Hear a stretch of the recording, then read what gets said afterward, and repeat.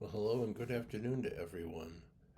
Another video, not using a Kobe model, but an old blue box diecast F14 Tomcat. Something a little bit different.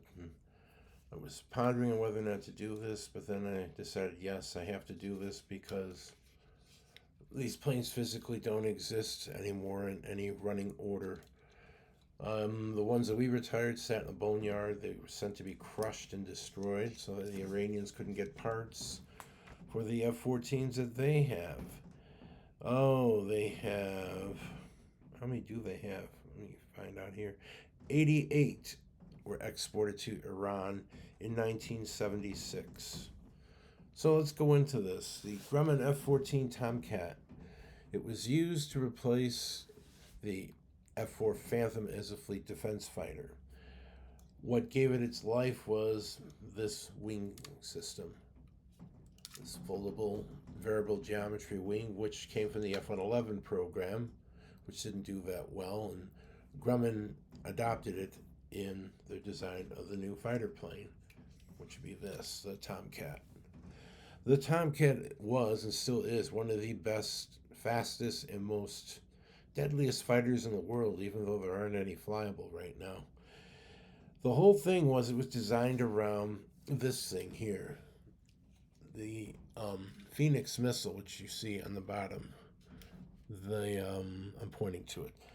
The AG AIM 54 Phoenix. It can track and go up to 6 targets 100 miles away using the APG 71 radar in the nose.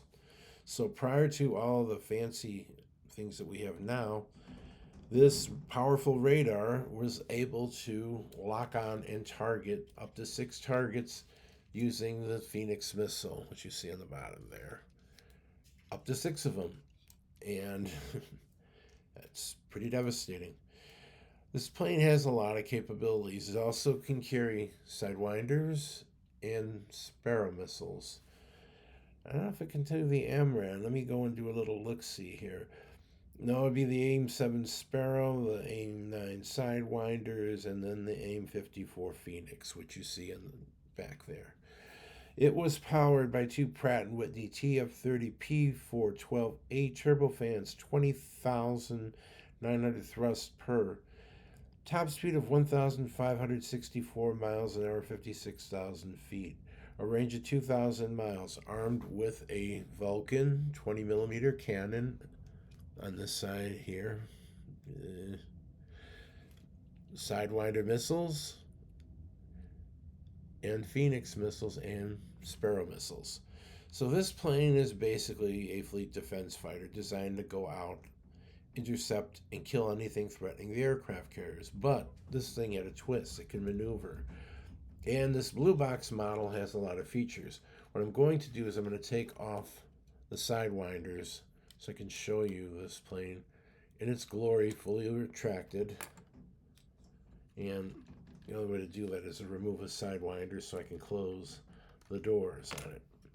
This plane has retractable undercarriage. When it took off from a carrier, the wings would be out all the way, like so, which allowed it to get lift, and then once it was in combat, fold, and it could become a very, very fast, powerful, and devastating fighter plane. And the beauty of these blue box models, retractable landing gear that actually works. I'm going to retract it so you can get a good look, see at what the F-14 looks like with its landing gear retracted in flight. And there you go. Nice, isn't it? Nice and clean and beautiful. Now, early models of this plane, and I've run this and looked at this in some of the notes that I had, said that this plane with its basic Pratt & Whitney engines that are in there were capable of speeds in excess of 1,850 miles an hour. Now, I've read that in two different places, and it was possible, but there were issues with these engines going into shutdown mode if they weren't going full, kind of like balls out, to use its speed and power And I kind of saw that at an air show. I saw one of these at an air show, an older one with the Pratt and Whitney engines. It was extremely powerful, loud, fast. And when it kind of slowed down to do its thing amongst the other planes and stuff, it, I don't know, it looked like it was going to have a stall. Well, he kicked it in the gear, folded the wings on it because it was kind of like this. And zoom, off she went. Um, Comments on that? Yeah, no. There were some issues. Well, that engine, the Pratt and Whitney TF30P412A, was replaced by the General Electric F110 6E turbofans, 27,000 pounds per engine, maximum speed of 1,241 miles an hour. So the speed top speed dropped, but this is still an extremely maneuverable and deadly aircraft capable of picking up targets beyond visual range and taking them out. And like I said, 1976, Iran got 88 of these planes and enough of the Phoenix missile. That's a big missile in the back there, to allow it to become an effective fighter plane for him. And it was. During the Iran and Iraq War, 1980 to 88, there were 150 victories for this plane had against MiG-21s, MiG-23s, and MiG-25s. This was the premier fighter plane of the Islamic Republic Air Force. How were they able to do it? The back engineering of the Phoenix missiles. They made their own local variant. And then black market armed purchases of Sidewinders and Sparrow missiles. Not a hard thing to do. And then just try to keep this thing maintained. And maintained very well. Which kind of gave them power. Now, going to what's happening now in Iran, whatever left of these have been destroyed. And the ones that were in storage here in the United States have been through a shredder and ground into dog food, basically, so that the Iranians could not have access to parts and stores to help keep the 88 that they have in Iran flying. And probably now they're all gone. The only one of these that you'll see are in museums or on air bases, or somebody has a private one that they were able to maintain, which I find kind of hard because this plane is a maintenance hog. It was expensive as far as hours needed to maintain the plane, and the F-18 Hornet, Super Hornet that replaces, far better in terms of dollar value. And that's what killed this plane. It would be the dollars that it would cost to maintain it as a frontline fighter plane. And it's just, you have to be cognizant about pricing and costs. I mean, is it worth it keeping something old, maintaining it even though it can fly like a basically a sci-fi spaceship? Well, no, not really, because how many opponents you're going to have that's going to be able to match it that way?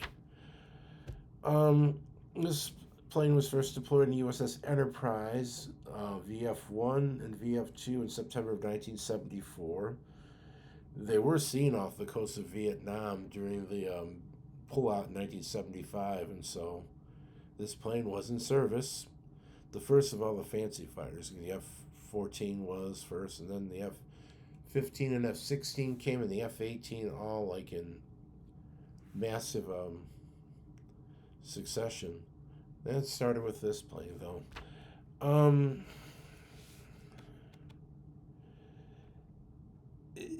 As far as fire control, it has a fire system which came from the F-111 program. And basically all the failures of the F-111 program were corrected and fixed in the F-14 when this came out. And this is a two-place plane, a pilot and a weapons officer. And I'm going to open the canopy up so you can see inside. It's one of another beauties of these blue box models, which are not made anymore. Not much detail. I mean, you see the yellow helmets, but you can actually see what the cockpit kind of looked like in comparison to what you see now. But I mean, pretty aerodynamic. These are great models. I paid, I think, $30 for this back in the day, which was kind of expensive, but I'll never get rid of this because you can mess around with it. It's pretty durable. I mean, and it's cool. The detail on this thing is cool. Oh, there's an improved version of this called the F14D.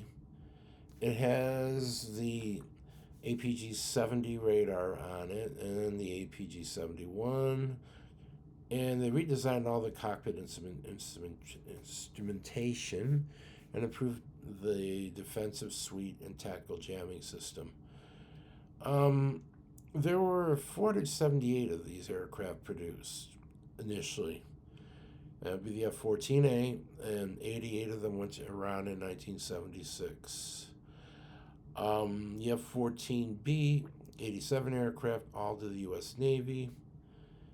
And then the F 14D, there's 87 of them. And they try to make all the F 14Bs and A's up to the same level of this, which would mean basically replacing the Pratt & Whitney TF30 engines for the GE F110 engines, which are more modern, easier to maintain. Did drop the top speed on the plane, but made it more pliable for other things. They also try to configure this to be able to do ground attack, shooting missiles at ground targets, but this plane basically was designed as an air superiority interceptor, meaning, and dogfighter too. They wanted something they could fight because the Soviet planes are highly maneuverable and can fight. I'm going to take the fuel tanks off, just give you a little bit more view of just how clean and neat of a design this plane was. I'll hold it here a little bit. It's actually a very beautiful plane. And one of the best planes, I think, that we had. And I've got to actually see this thing fly when I was younger. And it's an impressive aircraft. And if you see the first Top Gun movie, Tom Cruise and Anthony Edwards and Val Kilmer, you'll see this plane specifically shown in it on all of its glory, 1980s glory, when it was going off the coast of Libya, shooting down Soviet planes using the Sparrow missiles or the Sidewinders. I don't know if any of them used their cannon.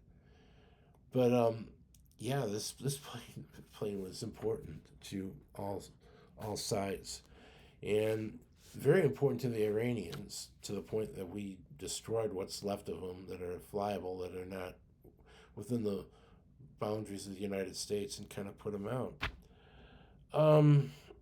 This plane was able to replace both the F4 Phantom and F8 Crusader. And the Navy had a total of 478 of these all total that they used. And like I said, after they retired them, they went to a boneyard in Arizona to sit out in a desert to let the salt eat them up. And being that Iran is so mischievous, they decided they were going to go and basically get rid of these so the Iranians can't cannibalize them and use them for parts. So they were all destroyed on the ground. Bad thing. Bad thing because if you like the actual aircraft and stuff, you want to kind of check stuff out and stuff. And here's what a Sparrow looks like for this. I'm going to take a few things off and show you a few things because I normally don't bring these out to be seen. And I'm going to leave the Phoenix missiles on. I'll flip her one more time and get to see them in the back. The big missiles in the bottom are the Phoenix, and they could carry 6. There would be 2 more where the Sparrow missiles are, and then on a pylon on the side, I guess. And normally these didn't carry more than 2 or 4 of them, so they could engage 4 out of visual range targets, and literally because this radar was so powerful, destroy them. And the planes that the Iranians had up to a couple of weeks ago were the same way. They could come out and do nasty things to you and destroy you.